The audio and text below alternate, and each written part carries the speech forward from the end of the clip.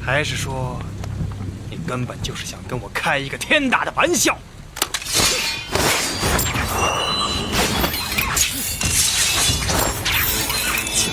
都住手！天楼的蜘蛛丝，你究竟是什么人？你想要怎么样？我只是一个失去了丈夫的女人，希望守住她的遗物罢了。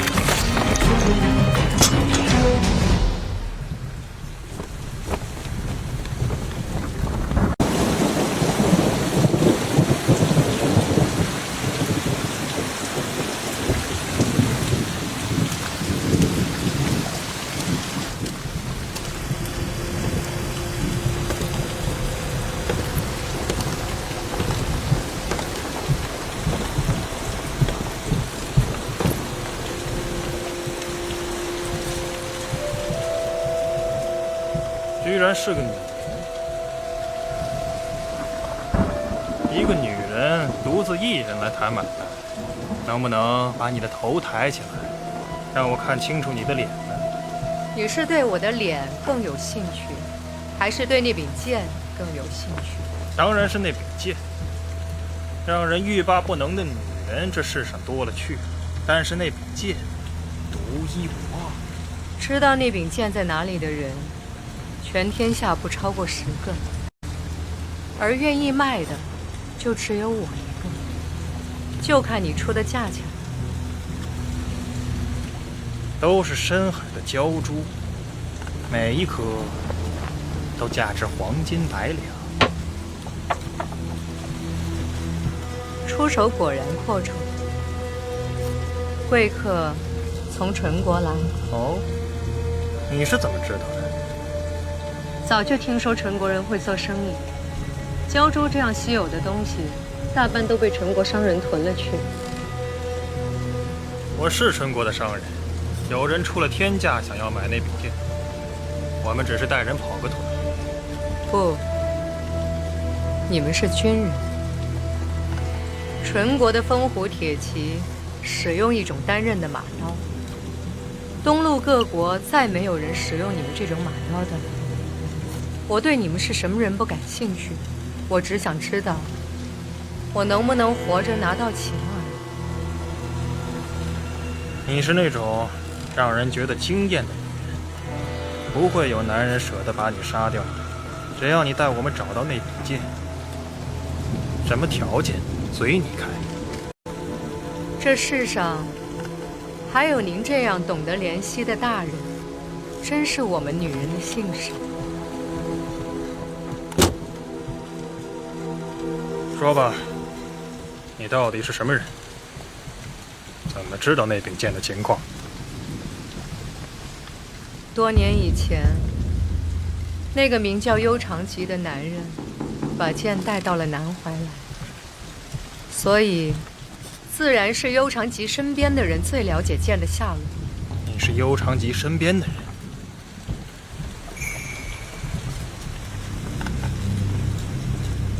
我是幽长吉的妻子。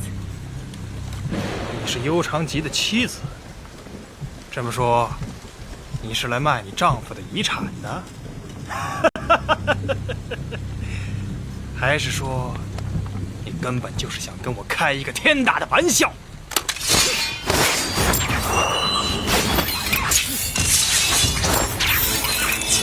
都住手！天楼的蜘蛛丝，你究竟是什么人？你想要怎么样？我只是一个失去了丈夫的女人，希望守住她的遗物罢了。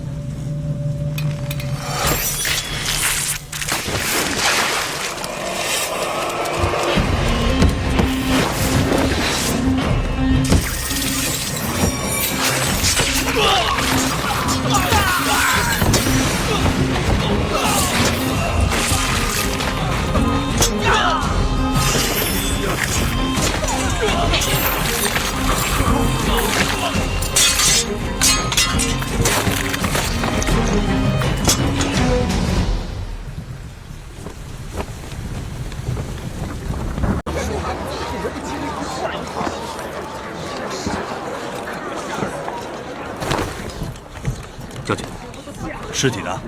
我到的时候已经搬走了。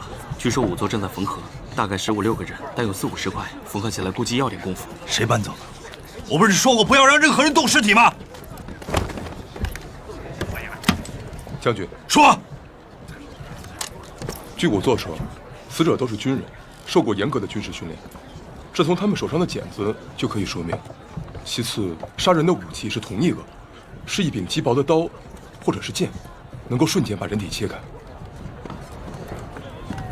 15、16个受过严格训练的人被同一人所杀，真的是挺奇怪的，就像是鬼魅在杀人。你们都出去吧，别再让任何人靠近现场。是。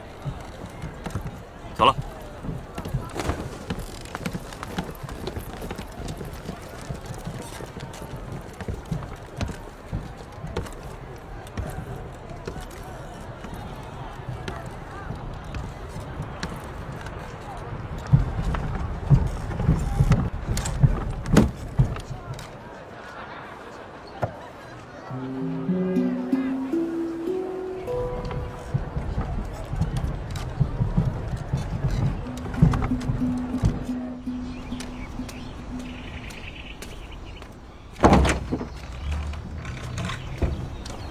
有劳了。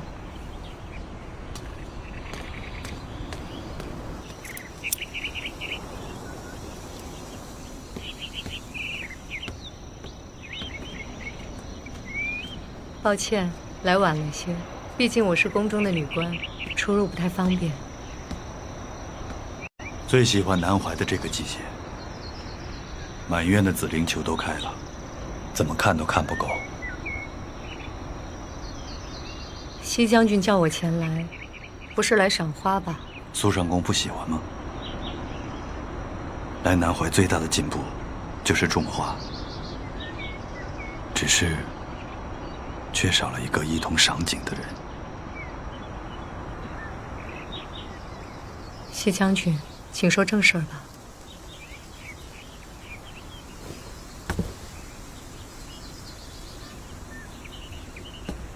前几日，城中出现一件蹊跷的案子，一群纯国来的行商被杀于鬼市，现场一片狼藉。仵作在验尸时得出的结果也很奇怪，这些行商死于同一件武器，是一把极薄的刀，薄得像没有厚度，切割人体，瞬间分离。那西将军应该去找南怀最快的刀手。说起来，西将军号称东路布战第一人，你腰间的那柄剑要是切割人体，应该也能瞬间分离吧？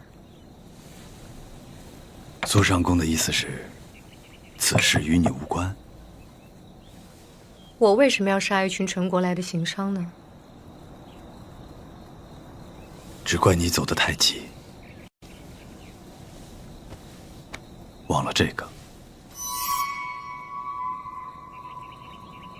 如果我没猜错的话，你手上的镯子里面藏有蜘蛛丝，在必要的时候，你也可以拿出来杀我。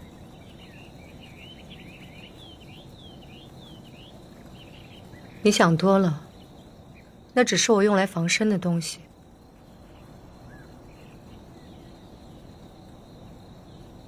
那些陈国人是来拿剑的，他们不是什么商人，而是陈国的风虎铁骑。所以就要全部抹杀，倒真是蜘蛛的个性。那是我丈夫留下的东西，我不许任何人拿走它。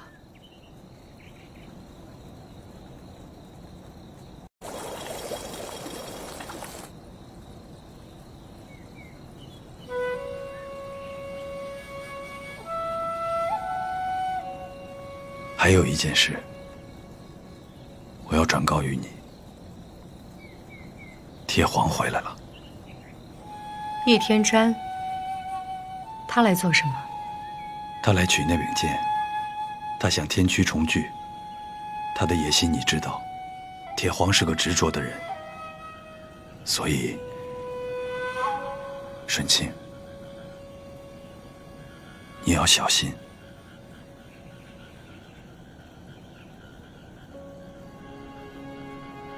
那就让他来找我，杀了我，踏着我的尸体去拿剑。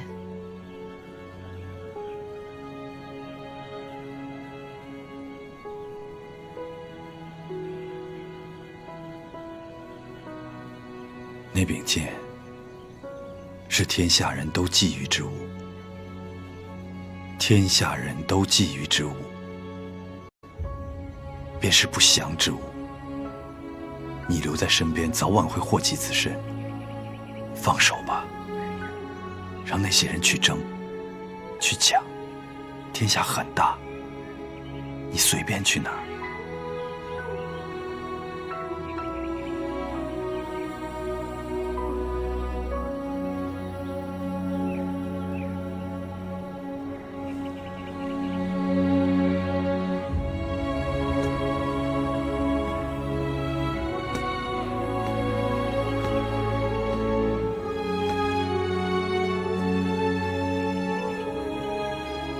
刚来南怀的时候，我还是个孩子，心里不记挂着谁，所以天大地大，我想去哪里就去哪里。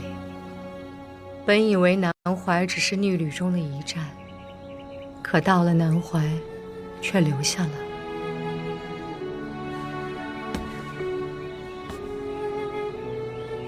这座城是我的牢笼。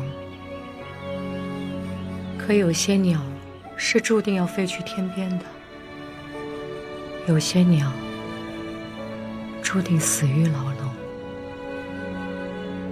都是心甘情愿。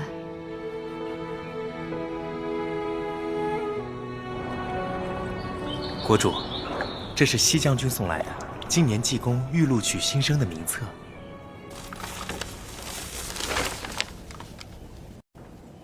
国主钦点了姬野，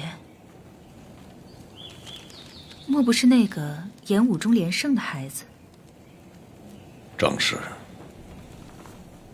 那个孩子性情粗野，难以教化。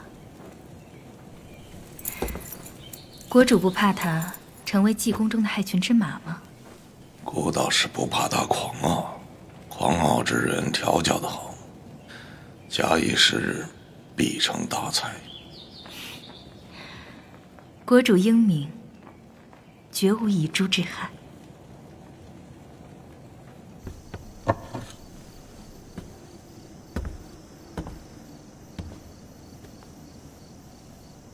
我在庆阳的老师说，刀术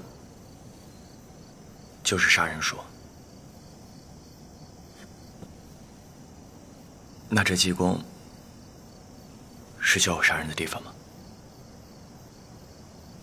世子这话严重了，不过倒也没什么大错。我们每个人都在为君王杀人，有的人为君王献上税赋，君王用税赋去购买兵器铠甲；有些人则为君王献上自己，手拿兵器为王前驱。在这乱世中，谁又能够独善其身呢？上公，你也是帮国主杀人的人吗？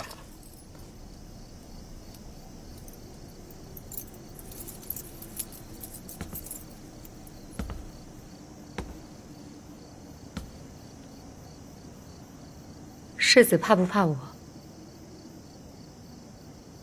我知道国主派上宫来，是来监视我的。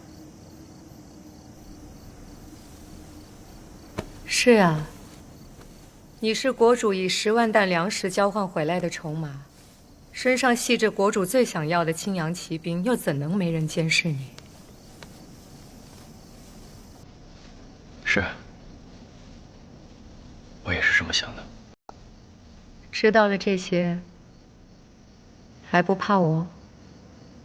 不怕。为什么不怕？没有为什么，就是不怕。不怕就好。臣女再多嘴一句，世子在济公凡事都加小心，若是遇到颖儿，世子能让则让。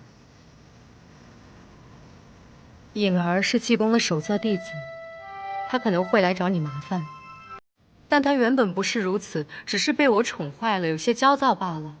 世子若是受了委屈，回来一定告诉我，我去劝说他。上公一定很爱他们。其实武阳君很幸福，苏上公是我在东陆遇到过最温柔的人。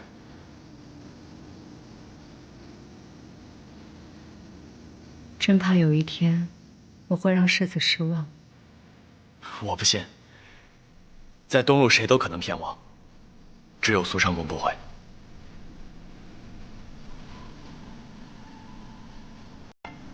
世子早些休息，明日入巡，不能迟到。是。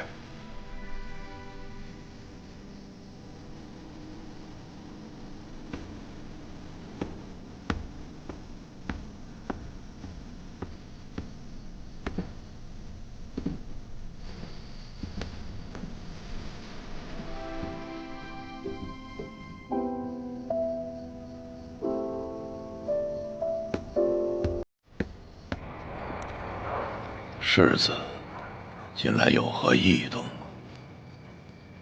禀国主，世子近日都在宫内活动，只是偶尔会与羽然郡主一起出宫玩耍，其他一切正常。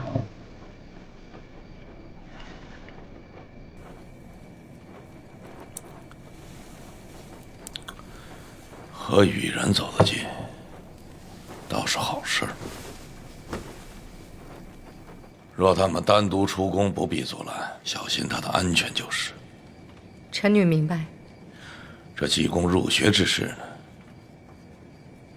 他有如何的看法？臣女今日已与世子解释过进入济公学习的要义，还请国主放心。他若能安心入学，自然是好事。只是他的身体和心智还是柔弱了些。世子虽然心智柔弱，但十分重情重义。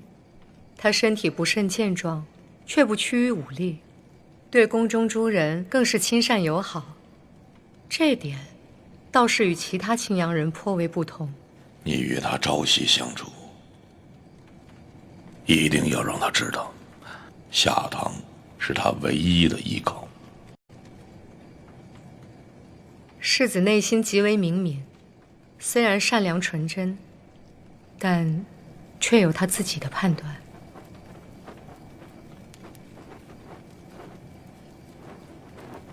苏上公对世子评价颇高，是不是动了恻隐之心了？忘了孤家的交代。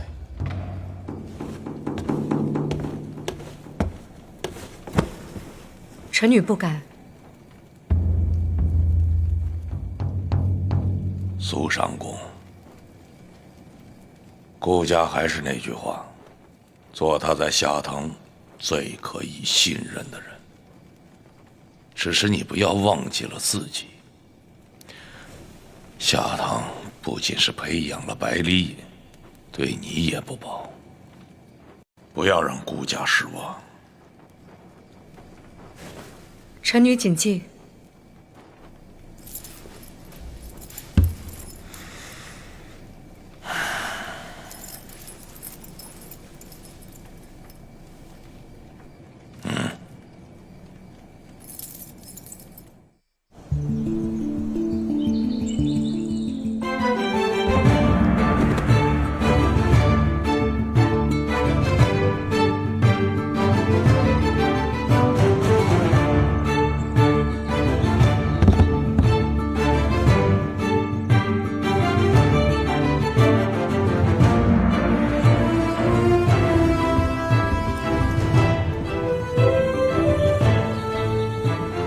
在这里留下牌位的人，都不是普通人，他们都是东陆的英雄。这里有孤军血战天庸关，3月不辍，捐躯守城的将军，有谁可知道此人？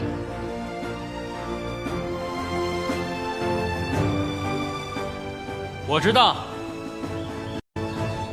夫子，此人是李陵新将军。你想要太平，最好的方式就是杀了你所有的对手，这是他的名言。李世子，李陵新将军是当年追随风炎皇帝征战北路的重要将领，萧关一役，800铁枪阵震撼青阳5万骑兵啊，大破敌军于居庸关。你听说过吗？李陵新将军的故事，我之前在草原就听说过。我们草原人尊敬这样的武士，但同时不会惧怕这样的对手。很好，这位是武阳君百里隐，他是济公的首座弟子，负责济公的刑律。希望你们不要辜负国主的期盼，国家的兴亡、家门的荣耀，都在你们的2肩之上。是。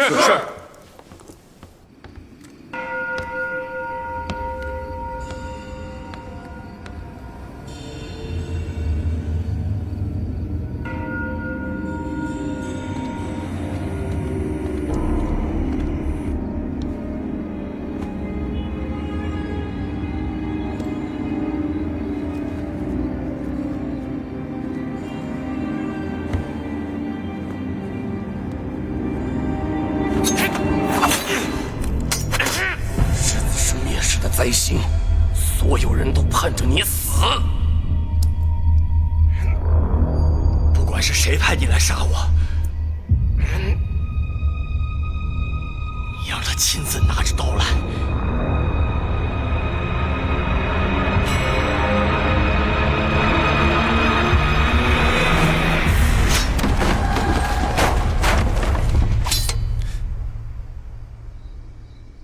我以为你不怕死呢。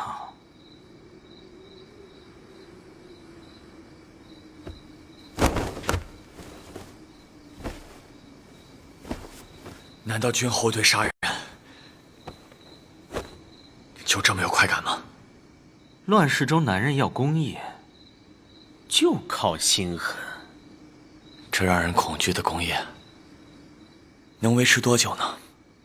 你生来便是世子，就以为天上会赋予你尊敬，你不用看杀戮的残酷。但我告诉你，天地才是最大的战场，没有人能幸免。原来公子以为我不曾见过杀戮啊！我见过，只是在公子眼里，刀剑和强权统治着这个世界。你以为我不敢杀你吗？你不敢！百里国主就是你的功业，你不敢忤逆他。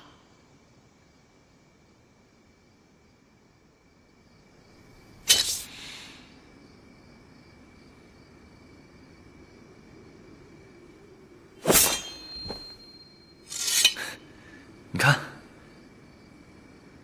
你的功业让你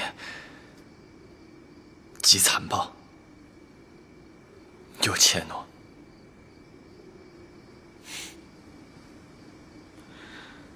小子，我告诉你，很快，连他我都不会惧怕。到那个时候，就算你要请我杀你，你都需要仰望祈求。所以我告诉你，最近给我小心点儿。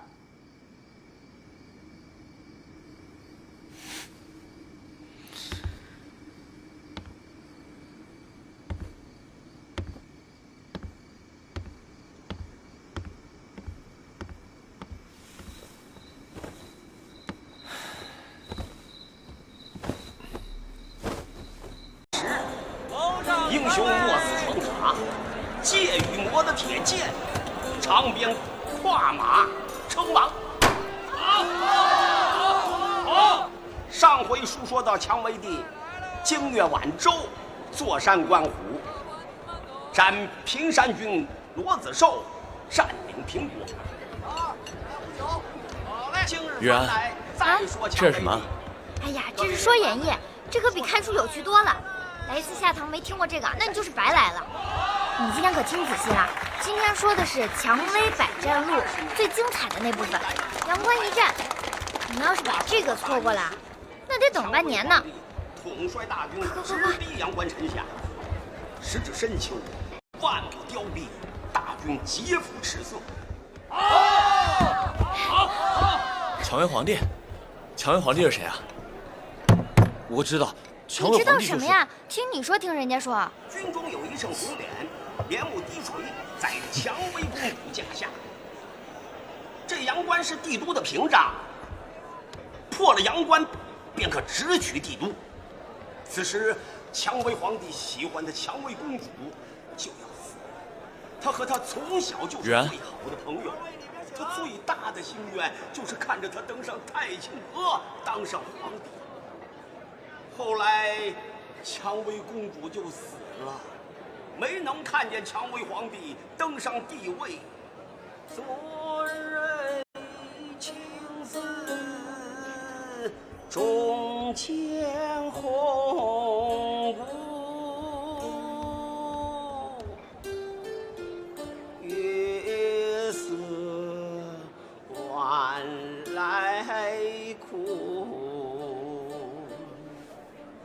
雕肠相和无，悲喜总泪。是人间白发简单成灰，轻舞潇潇也。现今是秋风悲回，莫问从头，英雄总无路，天下千年久。我见此一愁。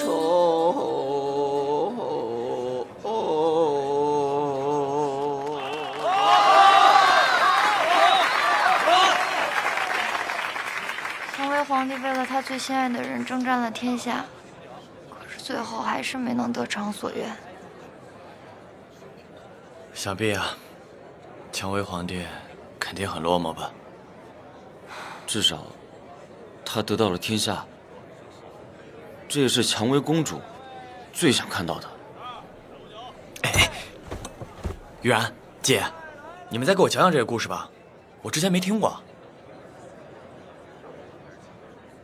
哦，好，我来讲了啊！这个蔷薇皇帝是我们应朝的开国皇帝，是东路第一大英雄。蔷薇公主，哎，玉然，蔷薇公主是蔷薇皇帝从小最好的朋友，对不对？对啊，对，最好的朋友。他们的故事里面，我记得还有一个人叫什么纯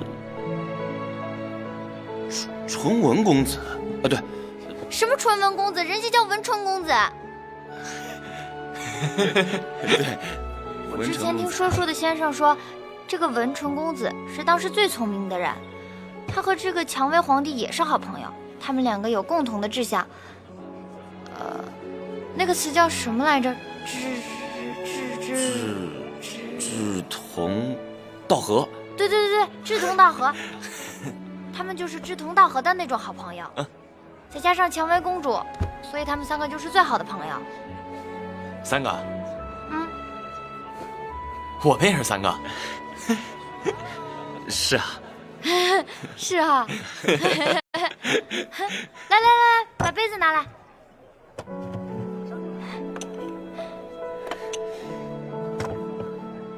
我们也要像他们一样，一直做好朋友。好，对，永远做好朋友。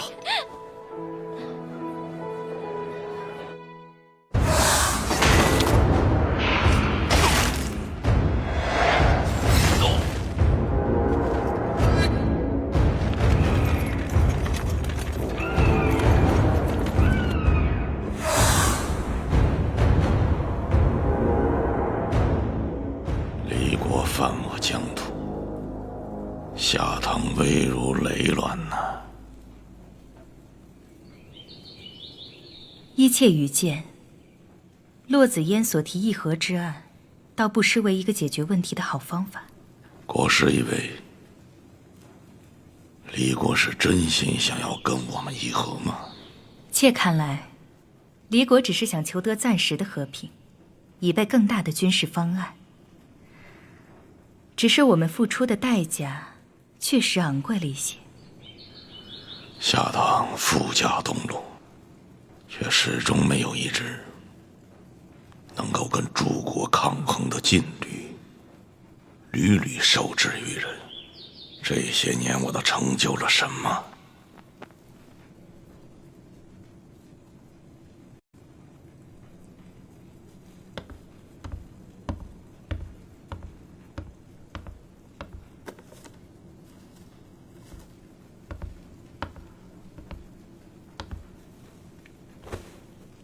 这是这些年国主成就的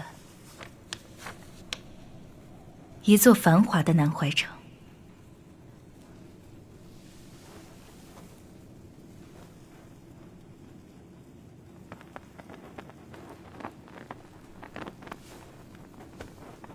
它让我想起你初来下唐，常常画自己的家乡。那时顾家根本不知狱卒为何物，还以为是你梦境之中。这是顾家初见国主，独立小桥，满袖清风。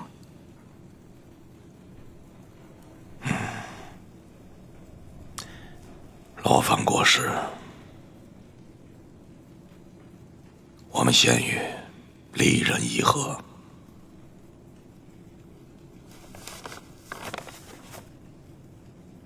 好。撤！撤！诸位爱卿，朕刚刚收到了2封书信，其一来自离国公赢无益，他向朕求方伯之封号御领3军。其二是前方的军报，夏唐国在边境之战中溃不成军，现已向离国各让15城示好。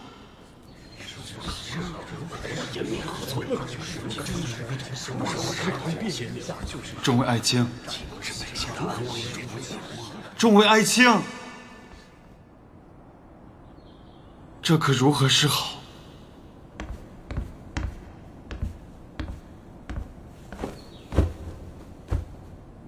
陛下，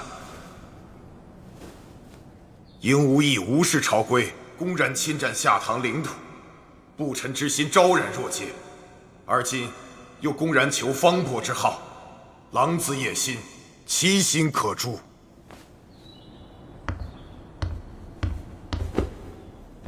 陛下，臣却认为非也。臣素闻离公麾下有5万虎狼之师，凶猛异常。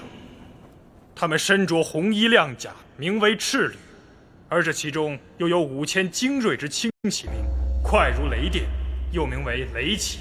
他们雷霆万钧，下唐自不可挡。损失15城，怕是下唐最少的损失了。依爱卿的意思，这离国人即便是把下唐全部侵吞了去，也合情合理了。臣不敢。臣是说，以赤旅雷骑的勇猛，抵挡下唐与股掌之间，已并非难事。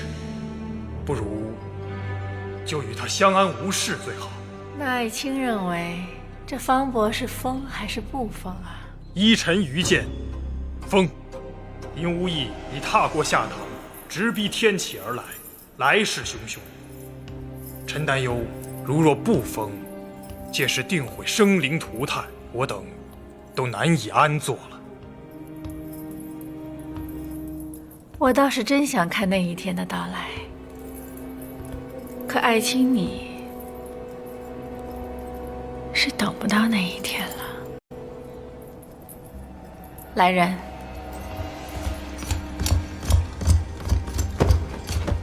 殿下，殿下，陛下！陛下，陛下，退朝。不知尹无义这次侵犯的是哪座城池？说来奇怪，既不是交通要道，又不是富庶之地，而是一个叫古北口的荒山野岭。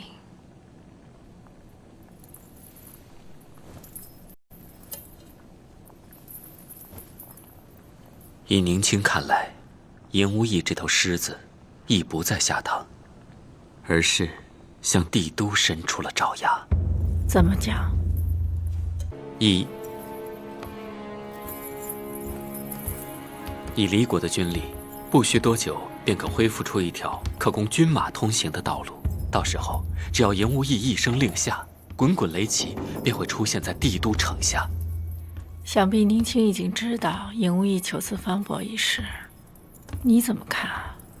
恕年轻直言，诸侯之中有不臣之心者，远不止尹无义。数百年来，皇室采用的策略是让诸侯之间相互制衡，可现在离国军力之强，已经压倒了其他诸侯。这个平衡一旦被打破，那其他诸侯的野心便会爆发。这煌煌帝都向来都会引得天下人的贪欲。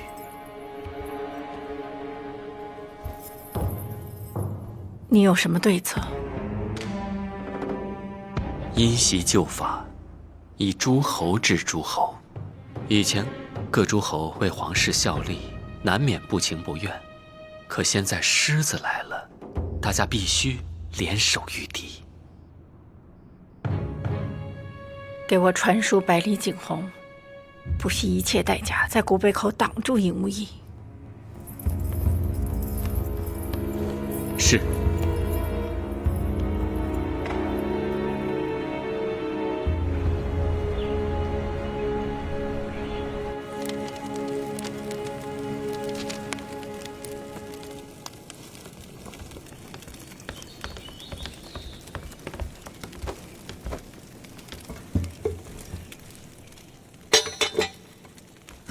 国师想必已猜到这是谁的来信了。帝都天启，应国长公主白凌波殿下。我在诸侯中能有这样的地位，全是长公主所赐。冒大不韪与青阳部结盟，也是长公主授意。长公主有命，我也不得不遵从。长公主不允议和，要求你出兵阻击尹无义。自古以来，天子都是这样，要讨伐诸侯，必定其他诸侯先出兵。天子永远是高高在上，看着其他诸侯血流成河。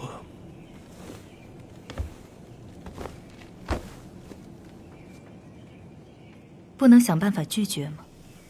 拒绝了长公主的调遣，就是拒绝了她的好意。从此往后，就再也别想得到帝都的恩宠。天下女人有几个心胸宽广的？我拒绝她一次，她得记得10年。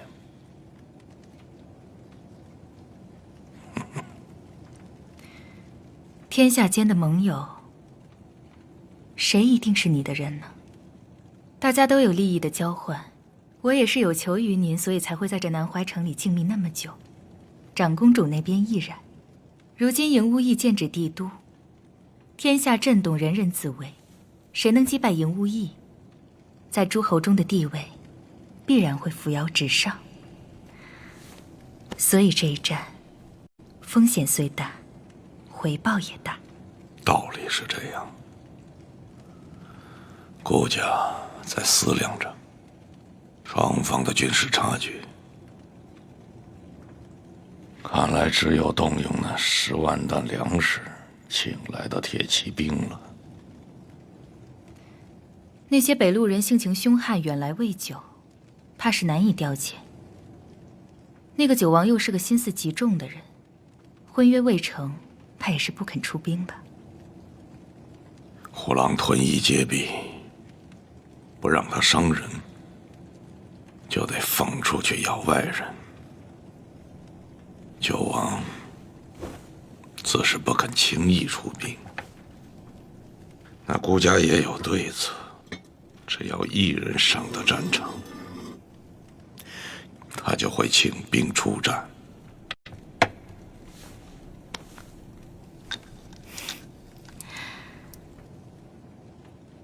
国主说的可是世子？国主思虑的清楚，处处皆无先兆。这是孤和离国抗议和了几日，便有撕毁条约。那军国大事传到万民口中，如同儿戏呀。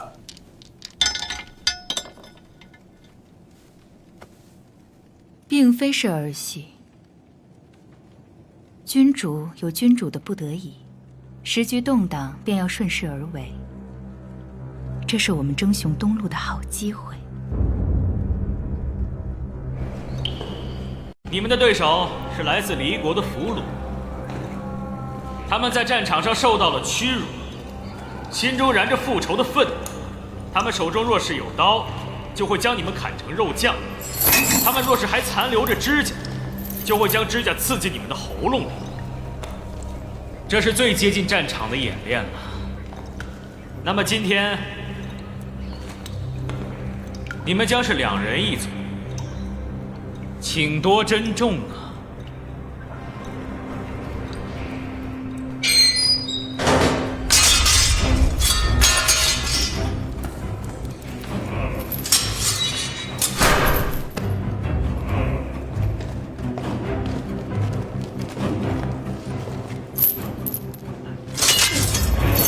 我还要提醒你们一句，不要和这些野兽在一个牢房里待的时间太久了，不然真的到了你死我活的那一天，可能你们的心软，就会让你们输了自己的性命。作为战士，要时刻拥有一颗杀伐决断的心。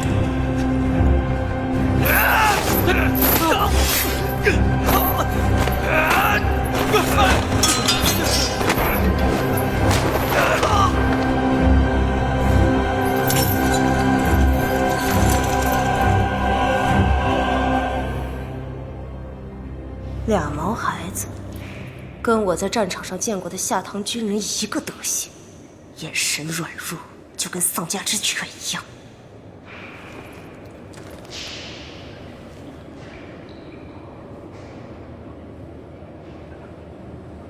阿苏洛，他是我们的敌人。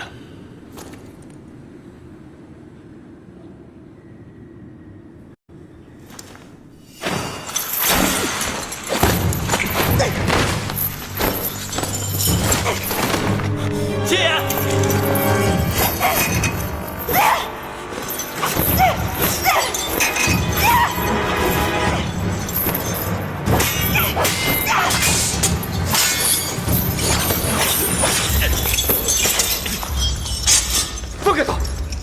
你们这样的人上了战场，只配做我的刀下肉泥。你是女人，我们不想伤害你。手里拿着武器却选择后退，这就是你们输给我的原因。你杀呀！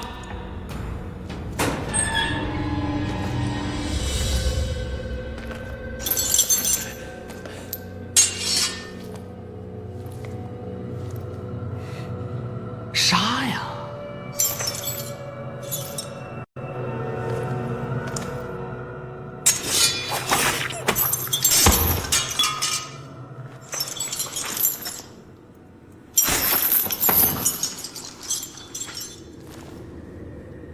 没用的东西啊，连个俘虏都当不好，要你有何用啊？不过他有句话说的是对的，拿着武器还倒退的人，注定是失败的。所以你们一定要总结教训。还有，以后要是在战场上也这么干，我一定军法处置你。不管你是士子、庶子、同罪，杀无赦。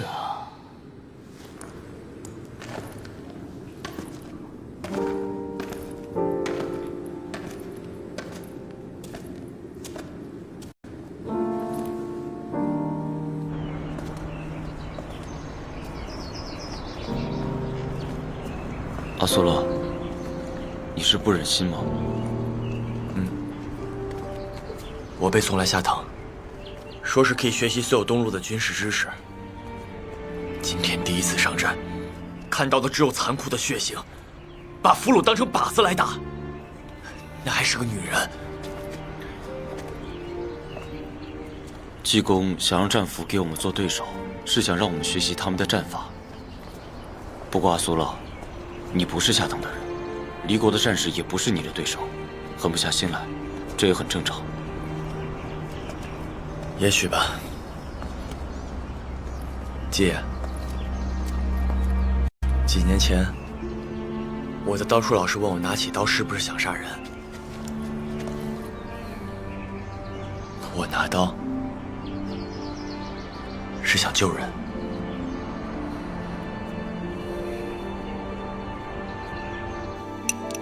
今日济公的事，我都听说了。苏上公，我想问你个问题：这世上真的有妖魔吗？其实真正的妖魔住在人的心里，人心里的恶生出了万千的妖魔。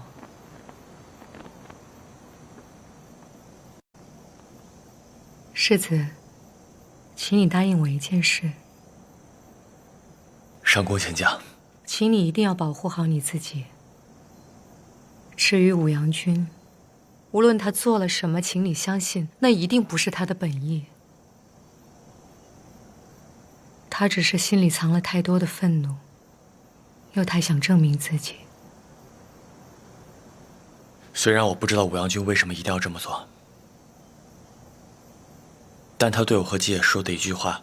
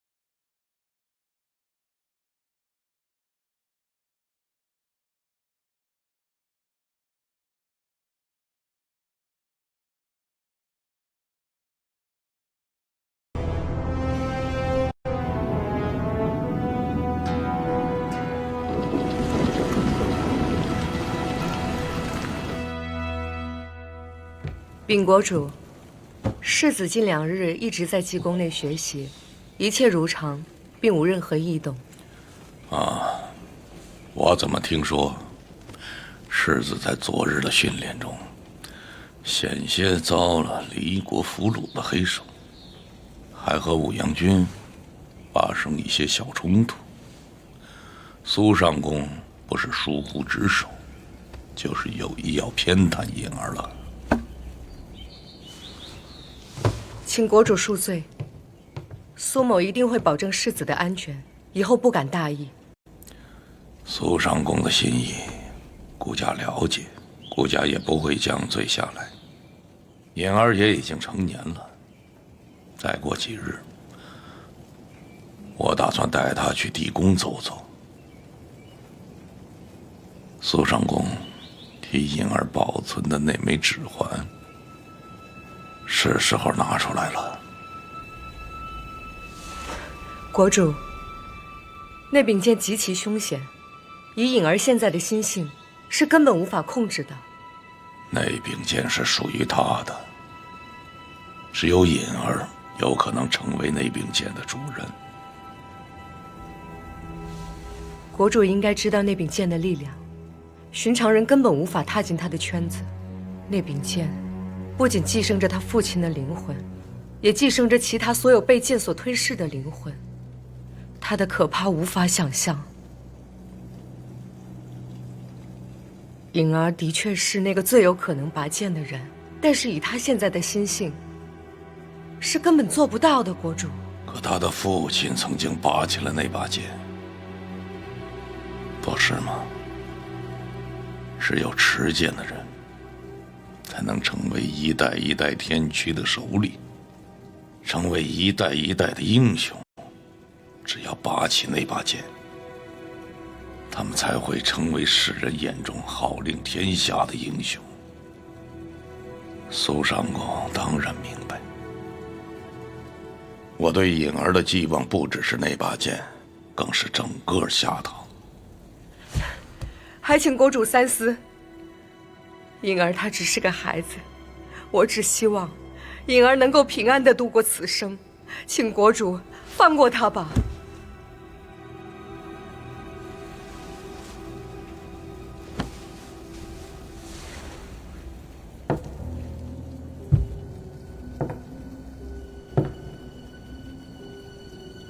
他不再是孩子了，你也不再是他的养母。从你带着他投奔孤家的那天起，他就只有一条路能走，要么成为拔剑而起的英雄，要么就像个懦夫一样的活着。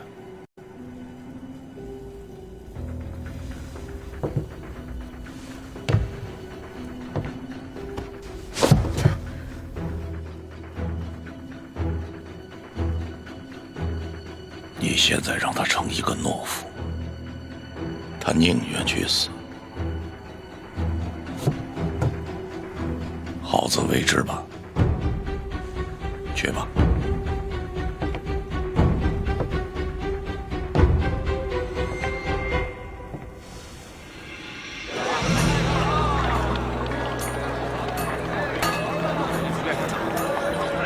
都来瞧瞧嘞，瞧瞧。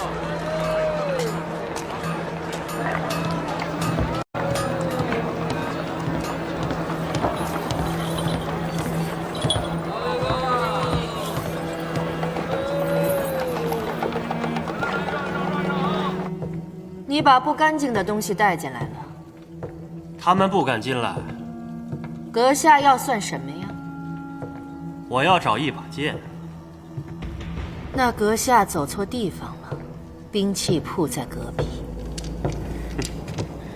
那把剑在兵器铺找不到。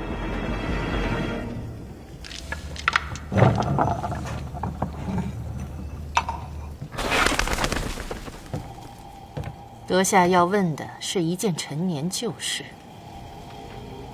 可时光太过久远，想要追溯很难。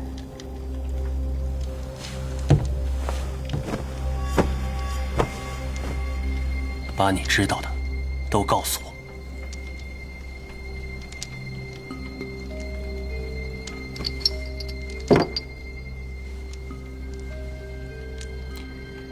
我听说有个名叫幽长吉的年轻人，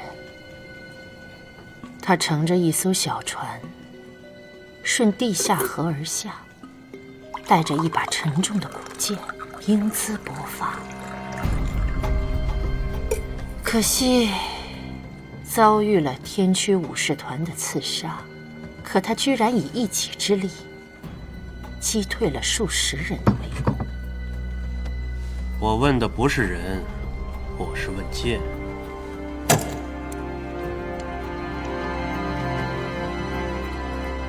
我并不知道剑的下落，可或许有别的人会知道。月圆之夜，阁下带着足够的钱，再来吧。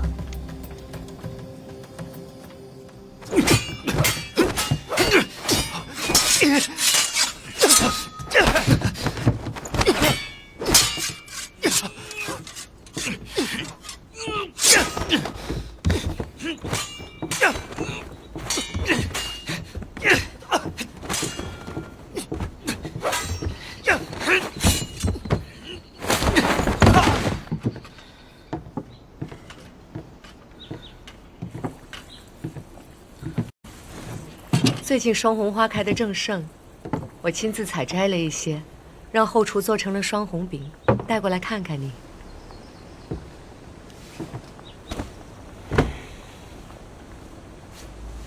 记得当年我带着你从晋北一路乘船下了南怀，这一路上你都很警觉。可到了南怀就好了，因为那里的特产有你最爱的酥皮点心，尤其是这花瓣做馅的双红饼，你每天都要吃上一块。苏上公，我已经不是小孩子了，不用每天吃点糕点才能入睡。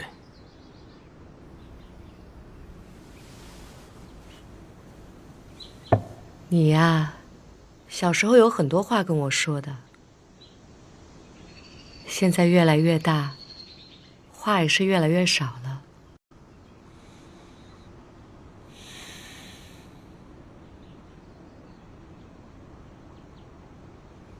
那我先回去了。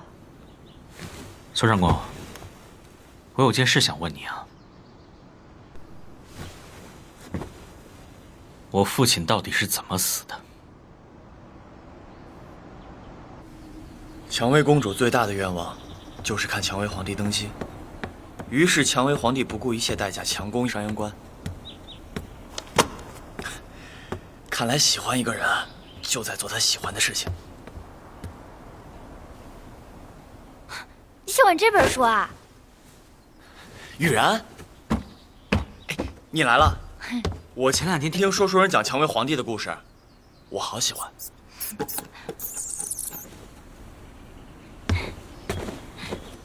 你有没有想我呀？小胖子。你要喜欢他，就常来玩吧，反正他也喜欢跟你玩。我原本以为你不方便来找我呢。有什么不方便的？都是一起喝过酒的兄弟了。从今以后呢，我们就是一个战线的人了。虽然我们都是背井离乡、寄人篱下，不过别担心啊，以后大哥罩你。好。行了行了，走吧，我们去找借逛鬼市。走。我查了所有跟那件事情有关的记载，但都语焉不详。我只知道我的父亲是晋北国人，世家出身，仕官于皇室，而他另一个秘密的身份是天区的大宗主。有一天，他突然离开了帝都，带着天区的圣武苍云谷尺剑来到了南怀，但却被不明身份的人给杀了。事实也确实如此。杀他的到底是什么人？颖儿，你问的问题，有些我知道，有些我不知道。有人觉得他是罪人，但其实他问心无愧。当年全天下的人都想要杀他，一路上他遭遇了无数次的伏击，可至于最后谁得手，到今日仍然是一个悬案。国主说是陈月的人杀了我的父亲，你怎么看呢？这未必是真的。陈月固然是你父亲的敌人，但你父亲的敌人却远不止于陈月。国主希望你对陈月怀恨，这样你就会想要继承你父亲的剑。天区的力量至今仍然潜伏在东陆各地，国主想要天区为他所用。他是个有野心的人，我们每个人都是他的棋子。你、我、青阳世子，乃至于国师都不例外。你是说国主只是利用我拔剑吗？你是最有希望成为剑主的人。苏上公，你既然知道国主只是利用我当个棋子，那你为什么还要带我来下堂？当年你尚且年幼，你父亲的敌人遍布东陆各地，没有一国之力，如何保护你？难道你苏上公不是国主的马前走狗吗？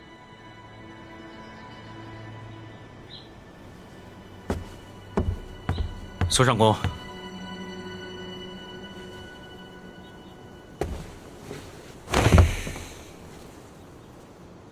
当我遇见你的时候，你才16岁。我拿你当我自己的亲姐姐看，而且我也一直想有这样的一个姐姐，好看，又照顾我。英姿飒爽的。但我现在觉得呀，是很多人一起杀了我的父亲。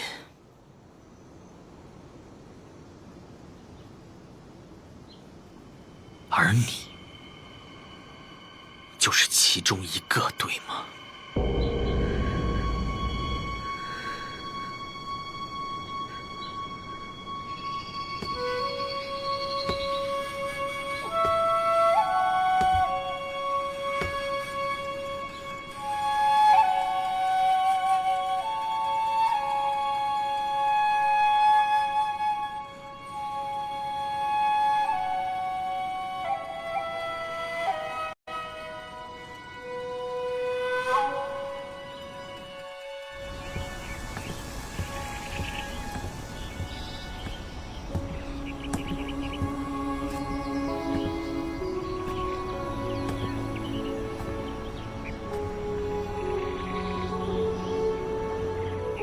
你很喜欢看鱼，我只是在想，我们是不是也像这池中的鱼，以为自己游在大海里，可其实只是别人替他挖下的池塘。你在想，我们是不是也活在别人挖好的池塘里？其实我们至死都不一定真正的认识到自己在哪里。你若早来几日，这次林秋开得正旺，可眼下渐渐的不行了。不应时节的花儿，到底是要凋落的；不合时宜的人，终究是要离开的。国主已经找过我了，他想让颖儿去地宫拔剑。意料之中的是，国主等了那么久，就是为了这一刻。顺清。